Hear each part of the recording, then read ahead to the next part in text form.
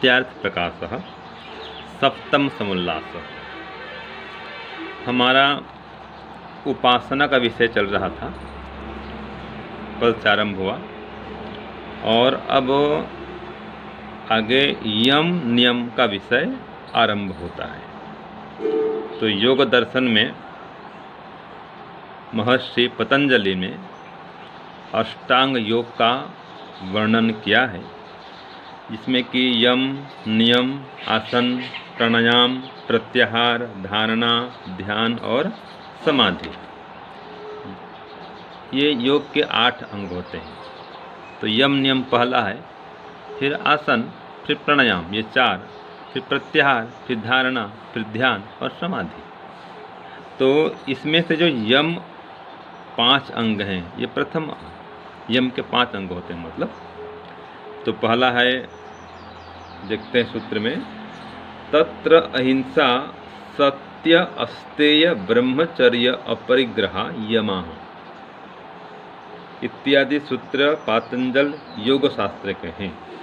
ये अब स्वामी दयानंद जी लिखते हैं। जो उपासना का आरंभ करना चाहे उसके लिए यही आरंभ है कि वह किसी से वैर न रखे, सर्वदा सबसे प्रीति करे, सत्य बोले, मिथ्या कभी न बोले, चोरी न करे, सत्य व्यवहार करे, जितेंद्रिय हो, लंपट न हो और निरअभिमानी हो, अभिमान कभी न करे। ये 5 प्रकार के यम मिलके उपासना योग का प्रथम अंग है, ये स्वामी जी लिखते हैं। तो सबसे पहला अंग क्या है यम में, या प्रथम बिंदु क्या है यम का? अहिंसा।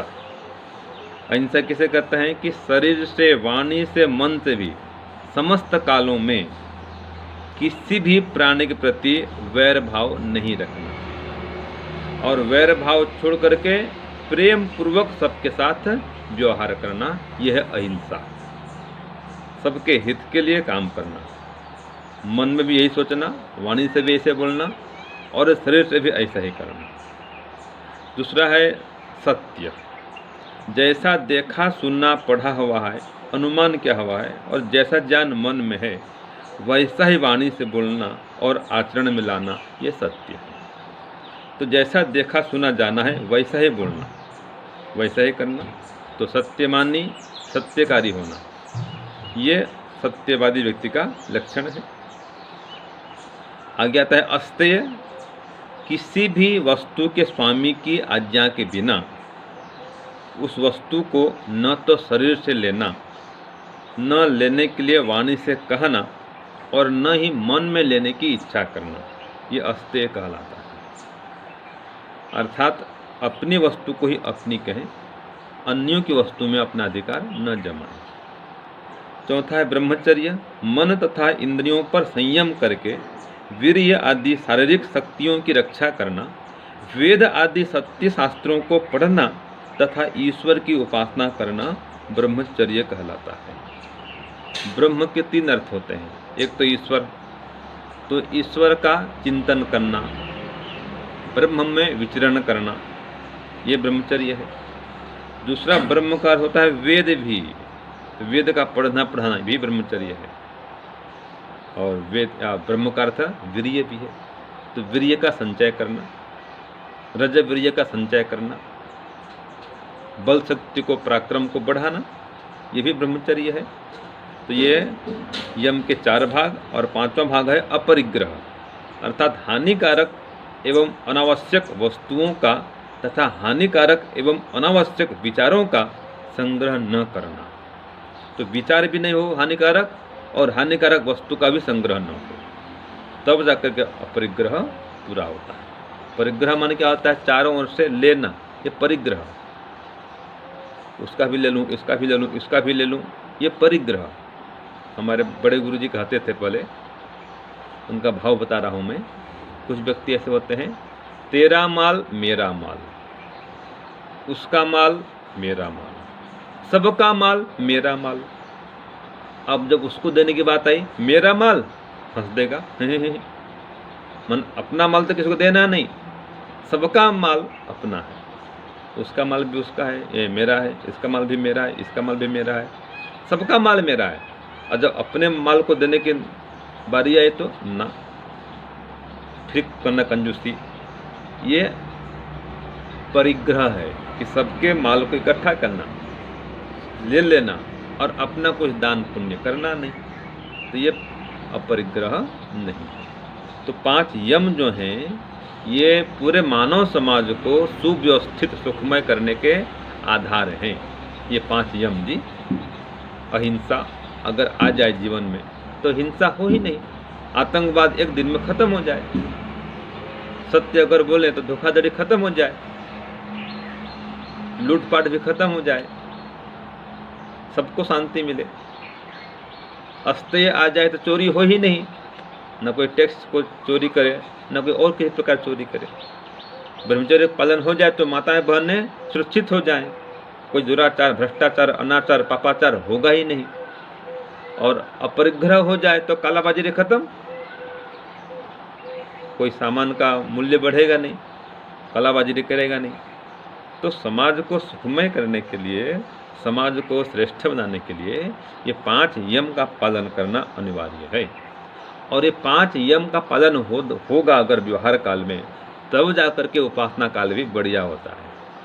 अगर 5 यम का पालन नहीं हुआ है व्यवहार काल में तो उपासना काल में वो पिंच करेगा, टूकेगा, जिसे कहीं झगड़ा हो गया तो झगड़ा करने समय में तो उलझ गए उससे, और ध्यान करने बैठेंगे तो वो मन में आएगा वो व्यक्ति खराब है, मेरी कोई गलती नहीं, उसने ऐसा कहा था, उसने ऐसा किया था, उसको याद करते रहेंगे। अब ध्यान क्या करेंगे? चोरी कर देंगे तो वही मन में आता रहेगा, कोई पकड़ा ना जाऊं, कोई जान न जाए, अब क्या ध्यान रहेगा, उपासना क्या करेंगे? तो मतलब ये 5 यम अगर व्यवहार काल में ठीक ठीक पालन में आप ला रहे हैं 5 यम को, तो उपासना काल भी बढ़िया होता है। और जिसका उपासना काल बढ़िया होता है उसी को ये 5 यम को पालन करने की शक्ति मिलती है, उसका व्यवहार काल भी अच्छा होता है। तो उपासना काल जिसका बढ़िया होगा उसका व्यवहार काल भी बढ़िया होगा, और व्यवहार काल बढ़िया होगा तो उपासना काल भी बढ़िया होगा। दोनों एक दूसरे को बढ़ाते हैं, दोनों एक दूसरे के पूरक हैं। इसलिए 5 यम का पालन करें तो उपासना भी बढ़िया होगा और आध्यात्मिक उन्नति होगी, समाधि की ओर गति होगी। आगे 5 यम की चर्चा करेंगे। आज के लिए इतना। ओम शांति ओम शांति। धन्यवाद स्वामी जी। सभी मित्र साथियों, हमारा विषय सत्यात प्रकाश के सप्तम समुल्लास में उपासना विषय चल रहा है, और आज हम जानेंगे उसमें कि यम क्या होते हैं। क्योंकि बात चली थी कि किस प्रकार से व्यक्ति समाधि को प्राप्त हो, अर्थात परमात्मा के आनंद को प्राप्त हो। तो कल हमने समाधि के बारे में बताया था, आज हम बताएंगे कि उसको प्राप्त कैसे करें। तो एक ही तरीका है जो कि महर्षि दयानंद सरस्वती ने महर्षि पतंजलि का अष्टांग योग देखा और उसको हम तक लेकर के आए, उस पर चलना। तो अष्टांग योग के भीतर 8 अंग हैं, 8 अंग में से पहला अंग है वह यम है। यम कहते हैं आचार्य को जो हमें आचरण करना सिखाए। तो इसमें भी 5 बातें हैं, 5 उपांग हैं। जैसे एक हाथ हो गया यम और इसकी 5 उंगली हो गई 5 उपांग, ठीक है। तो इस प्रकार से 8 अंगों में से पहला अंग है, अर्थात ये समझिए एक सीढ़ी है, उसमें 8 स्टेप हैं, पैरे जिसको पैरे बोलते हैं, उसमें से पहला पैरा जो है वो यम है, पहली सीढ़ी यम है, ठीक है। अब वो सीढ़ी में भी कई बार आपने देखा होगा लाइन लाइन सी बनी होती हैं एक एक सीढ़ी में। तो अब समझो उसमें 5 लाइनें बनी हुई हैं, तो उसकी पहली जो लाइन है, पहला जो उपांग है वह क्या है? अहिंसा। पहले इसको पहले ही पूरे सूत्र को पढ़ लेते हैं। ये महर्षि पतंजलि कृत पुस्तक है योग दर्शन, उसमें से महर्षि दयानंद सरस्वती लेकर के हमारे पास आए हैं। तो इसमें कहा अहिंसा सत्य अस्तेय ब्रह्मचर्य अपरिग्रह यमाह। यम क्या होते हैं? पहला है अहिंसा, दूसरा है सत्य, तीसरा है अस्तेय, चौथा है ब्रह्मचर्य और पांचवा है अपरिग्रह। ये 5 का नाम मिलकर के यम होता है। तो अब हम पहले से समझेंगे कि अहिंसा क्या है। ठीक है, तो अहिंसा से होता क्या है? तो अहिंसा है मन, वाणी और कर्म से किसी की भी हिंसा नहीं करना। अर्थात न मन से किसी के लिए हिंसात्मक विचार लाना, न वाणी से किसी की को अपशब्द कहना, मिथ्या कहना, बुरा कहना, अहितकर कहना, न कर्म में उसको उतारना, किसी की हिंसा करना। अर्थात इसको और दूसरी भाषा में कहेंगे तो कैसे कहेंगे? न्यायोचित कर्म करना, जो न्याय संगत कर्म हो। मान लीजिए अब आप कहोगे कि अगर आपने ये कह दिया कि अहिंसा वह है जो जिसमें किसी के भी साथ कोई भी जिसकी किसी की भी हिंसा ना की जाए, तो जो आतंकवादी हैं क्या उनको भी ना मारा जाए? तो यहाँ पर अर्थ बदल जाएगा। तो ये इसीलिए इसका अगर हम सही अर्थ निकालेंगे तो कहेंगे न्यायोचित कर्म करना, शत्रु को दंड दिलवा करके हजारों लाखों सज्जनों की, मित्रों की रक्षा करना, ये अहिंसा के अंतर्गत आएगा, क्योंकि ये न्यायोचित कर्म है। तो अहिंसा का जो अर्थ हम बनाएंगे वह यही होगा कि न्याय संगत कर्म करना। अब बारी आती है अहिंसा के बाद में, अच्छा इसे अहिंसा से होता क्या है? तो कहा एक सूत्र और आता है साधन पाद के भीतर, अहिंसा प्रतिष्ठायाम तत्सन्निधौ वैर त्याग। अहिंसा का आचरण परिपक्व हो जाने पर सब प्राणियों के प्रति उस योगी का वैर भाव छूट जाता है। अब उसके लिए कोई अपना मेरा पराया होता नहीं। वो जो जहाँ जहाँ जैसे जैसे जिसका बर्ताव करना होता है उसके साथ उस तरह से बर्ताव करता है, बिना वैर वैर भाव को त्याग करके मित्रता के भाव से वो सबके साथ में रहता है। जहाँ दंड देने की आवश्यकता है वहाँ दंड भी देता है, ऐसा नहीं है। और जहाँ प्रेम करने की जरूरत होती है तो प्रेम भी करता है। तो सभी के साथ में वो अहिंसा का बर्ताव करता है, उससे उसके समस्त वैर भाग छूट जाते हैं। तो इस प्रकार से ये अहिंसा है। अब दूसरी बात बताई, सत्य। सत्य वह है जिसको करने से जो वस्तु जैसी है उसको वैसी मान लेना, यह सत्य है, यह यथार्थ है, यह वास्तविकता है। इसका फल क्या होता है? तो यहां कहा सत्य प्रतिष्ठायाम क्रियाफलाश्रयतुम। सत्य का आचरण परिपक्व हो जाने पर जैसी वो जिस वस्तु को जानता है मन से, वाणी से, ठीक है, शरीर से, ऐसा सत्य आचरण उसका परिपक्व हो जाता है तो क्या होता है? वो उत्तम फल वाला हो जाता है। उसका जो कर्म है उत्तम फल देने वाला हो जाता है। अर्थात उसके सत्यवादी व्यक्ति के, सत्य मानने वाले व्यक्ति के, सत्य बोलने वाले व्यक्ति के, सत्य पढ़ने वाले व्यक्ति के, सत्य लिखने वाले व्यक्ति के, सत्य समझने वाले व्यक्ति के, सत्य समझाने वाले व्यक्ति के का प्रभाव अन्य प्राणियों पर भी यथा योग्य पड़ता है। तो उसका लाभ ये मिलता है कि सत्य क्या परिपक्व हो जाता है, इंसान सत्यवादी हो जाता है तो उसका दूर दूर तक उसका अच्छा प्रभाव लोगों पर जाता है। ऐसी ही व्यक्ति की वाणी भी फिर फलीभूत होती है। तीसरी बात आती है यहाँ पर, तीसरा उपांग है अस्तेय। अस्तेय क्या है? अस्तेय माने चोरी करना, अस्तेय माने चोरी नहीं करना। जो योगी मन, वाणी, शरीर से चोरी का परित्याग कर देता है उसका लाभ क्या मिलता है? तो कहा अस्तेय प्रतिष्ठायाम सर्वरत्न उपस्थानम। तो उसको उत्तम पदार्थों की प्राप्ति होती है। अर्थात जो व्यक्ति चोरी नहीं करता, ईमानदार होता है, आपने घर में भी देखा होगा, इसको एक उदाहरण से समझ सकते हैं।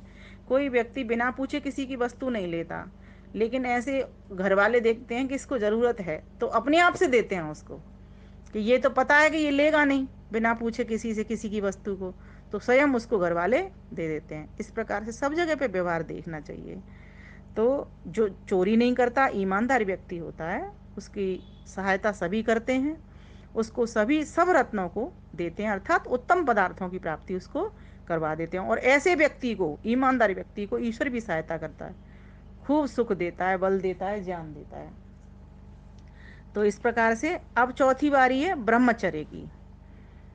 ब्रह्म के 3 अर्थ हैं, जैसा कि अभी स्वामी जी ने भी बताया था। ब्रह्म माने ईश्वर भी है, ब्रह्म माने वेद भी है, और ब्रह्म माने वीर्य भी है। तो क्या करना होगा? ब्रह्म का आचरण, अर्थात ब्रह्म जैसा कहता है वैसा आचरण हमको करना होगा।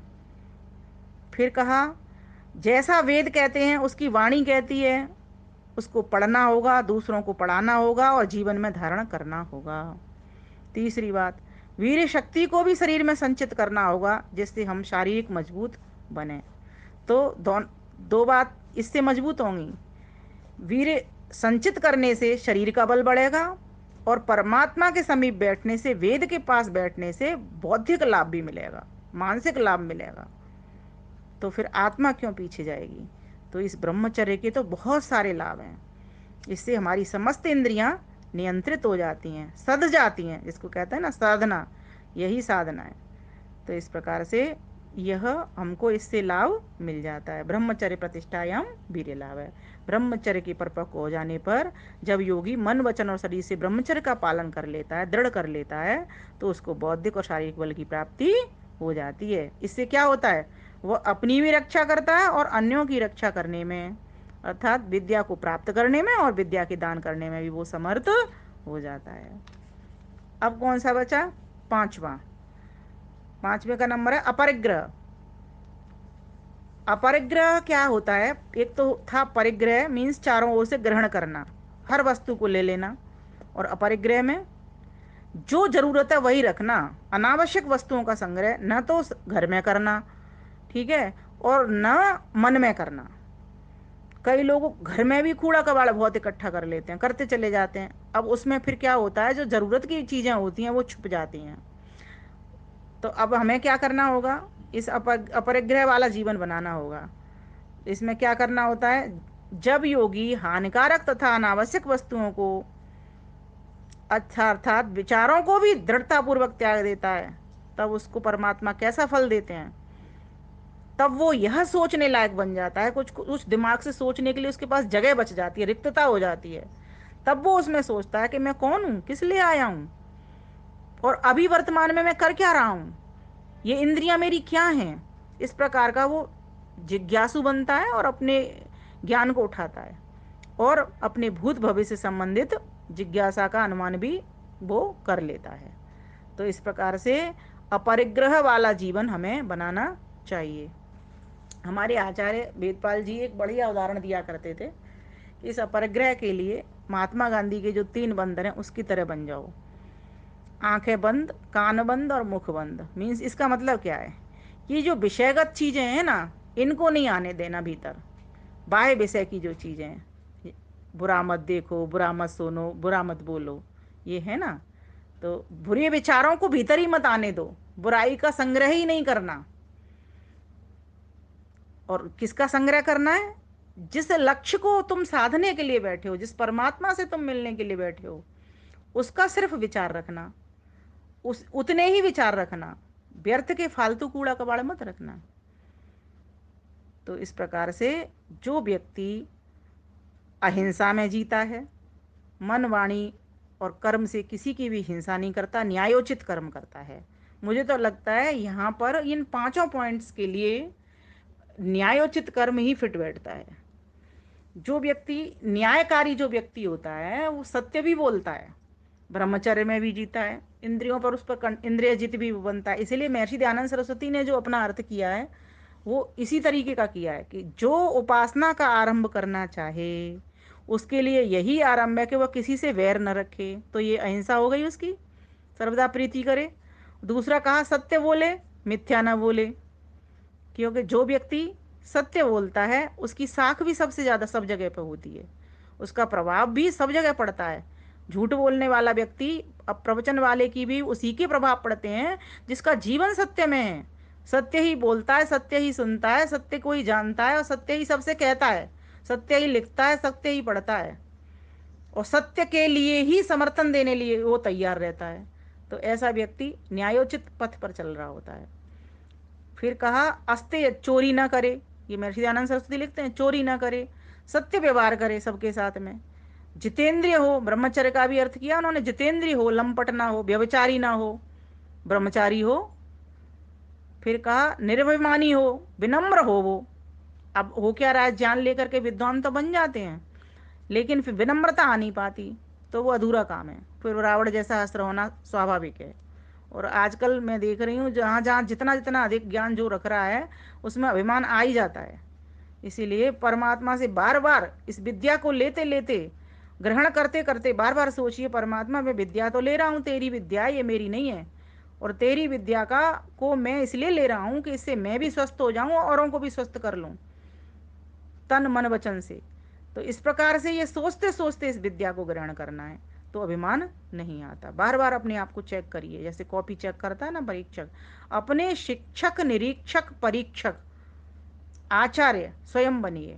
अपने आप को स्वयं को गुरु बनाइए।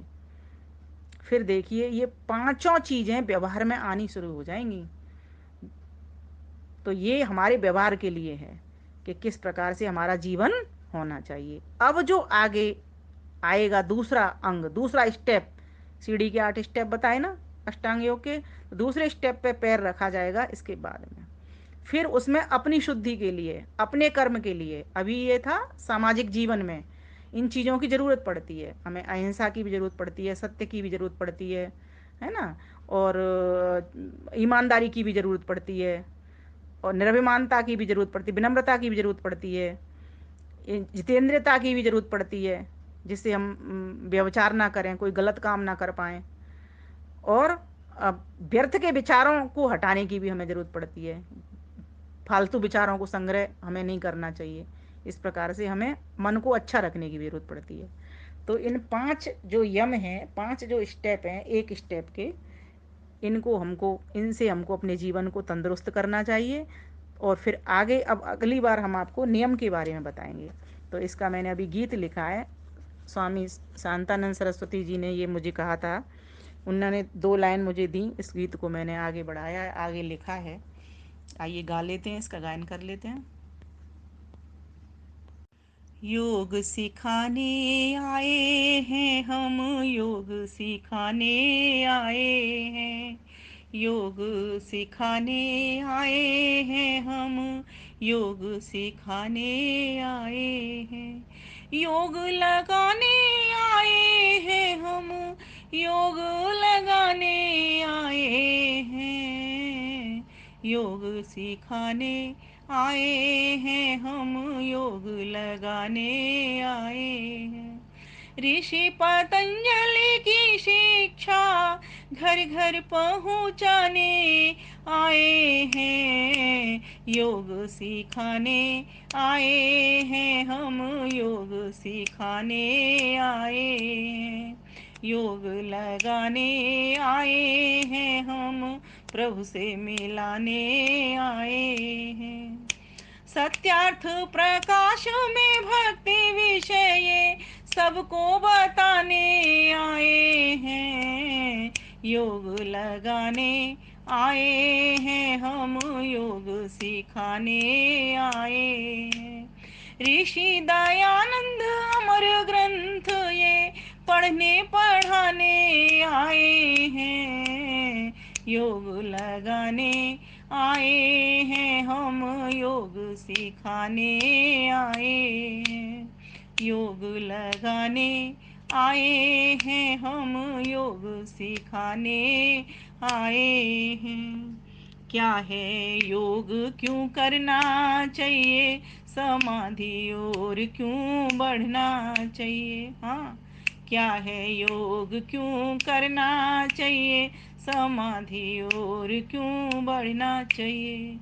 अष्टांग योग है सत्य प्रमाणिक, दयानंद ये चुन कर लाए हैं, योग लगाने आए हैं, जग योग सिखाने आए हैं, योग लगाने आए हैं, जग प्रभु से मिलाने आए हैं। पहला अंग बताया यम को, जाने अहिंसा परम धर्म को। पहला अंग बताया यम को, जाने अहिंसा परम धर्म को। जिसमें वैर विरोध किसी से न, न्यायोचित पग बतलाए हैं, योग लगाने आए हैं, हम योग सिखाने आए हैं, योग लगाने आए हैं, हम योग सिखाने आए हैं।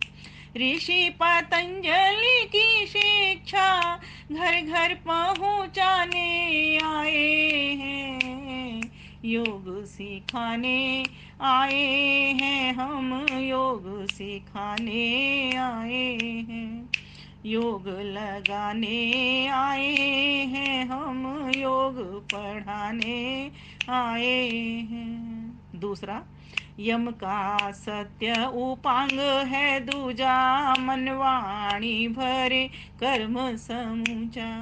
यम का सत्य उपांग है दूजा, मनवाणी भरे कर्म समूचा। जिससे झूठ कपट छल भागे, चलने व चलाने आए हैं, योग लगाने आए हैं, जग योग सिखाने आए हैं, योग लगाने आए हैं, हम योग सिखाने आए हैं। तीजा, अवती जी अस्तेय की बारी, रखनी होगी ईमानदारी। अवती जी अस्तेय की बारी, रखनी होगी ईमानदारी। अपनी वस्तु ही अपनी विमल कहे, मिटा लोभ मिटाने आए हैं, योग सिखाने आए हैं, हम योग पढ़ाने आए हैं, योग लगाने आए हैं, हम योग सिखाने आए हैं। सत्यार्थ प्रकाश का भक्ति विषय सबको बताने आए हैं, योग लगाने आए हैं, हम योग सिखाने आए हैं। चौथा, अब चौथा ब्रह्मचर्य आता है, मतलब शास्त्र ये बतलाता है। चौथा ब्रह्मचर्य आता है, मतलब शास्त्र ये बतलाता है। पढ़ो वेद हो वीर्यवान प्रभु, जपने जपाने आए हैं, योग लगाने आए हैं, हम योग पढ़ाने आए हैं, योग लगाने आए हैं, हम योग पढ़ाने आए हैं। ऋषि पतंजलि की ये शिक्षा घर घर पहुँचाने आए हैं, योग लगाने आए हैं, हम योग सिखाने आए हैं। पांचवा, अंतिम यम अपरिग्रह जाने, अनावश्यक संग्रह न बीताने। अंतिम यम अपरिग्रह जाने, अनावश्यक संग्रह न बीताने। केवल योग की बात हो संचित, खुद समझ समझाने आए हैं, योग लगाने आए हैं, हम योग पढ़ाने आए हैं, योग लगाने आए हैं, हम योग सिखाने आए हैं। ऋषि पतंजलि की शिक्षा घर घर पहुँचाने आए हैं, योग लगाने आए हैं, हम योग सिखाने आए हैं। धन्यवाद सब ऋषि मुनियों का, गुरुजन विद्वान संत जनों का। धन्यवाद सब ऋषि मुनियों का, गुरुजन विद्वान संत जनों का। पाकर उनसे शिक्षा ब्रह्म की, महक में काने आए हैं, योग सिखाने आए हैं, हम योग पढ़ाने आए हैं, योग सिखाने आए हैं, हम योग लगाने आए हैं। ऋषि पतंजलि की शिक्षा सत्यार्थ प्रकाश का ब्रह्म विषय जग को बतलाने आए हैं, योग पढ़ाने आए हैं, हम योग सिखाने आए हैं, योग लगाने आए हैं, हम प्रभु से मिलाने आए हैं। योग सिखाने, योग पढ़ाने, योग लगाने, प्रभु से मिलाने, सब कामों के लिए जग में आए हैं, योग सिखाने आए हैं, हम योग पढ़ाने आए हैं, योग लगाने आए हैं, हम प्रभु से मिलाने आए हैं, प्रभु से मिलाने आए हैं, प्रभु से मिलाने आए हैं।